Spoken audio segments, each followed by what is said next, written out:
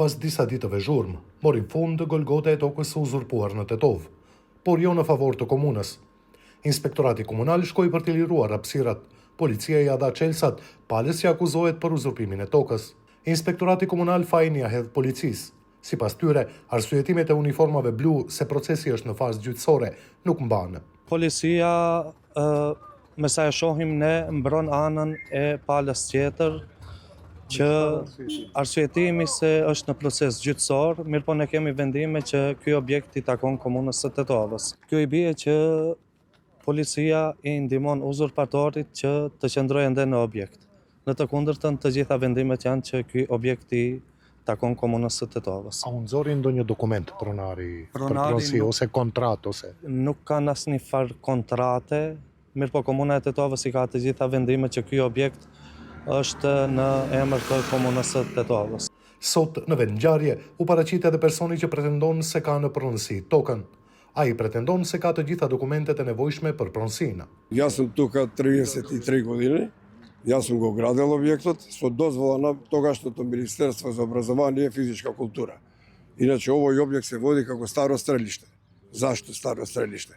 Ово е стрелиште проектирано за takmičenje со малокалибарска пушка на 50 метри. Може слободно. Документи за ова? Имам како не. Може направи го слободно користиво. Кој го направив, ги обавестив, објектот е готов, ограда ставив. Направи све, струја донесов. Јас сум донес струја од трафостаница директно, таму подземен кабел до тука. Дали сте во знаење дека у 2014 објектот е вратен со семејството на општината? Со одлука на владата? Не. Никој не го обавести за таа работа.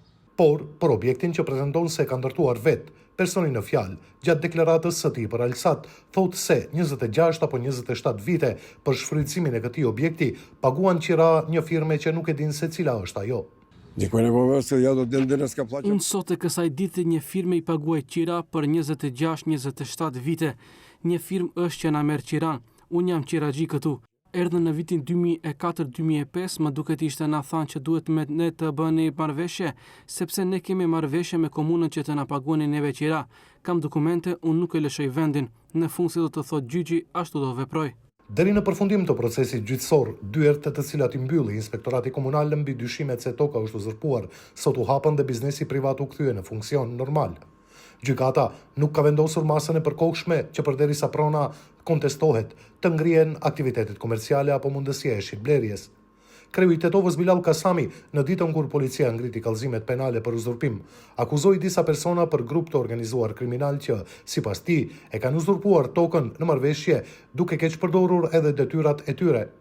Në grup, sipas tij, janë të përfshirë edhe persona nga administrata e kaluar komunale, gjeodet dhe persona të punësuar në gjykatën themelore të Tetovës.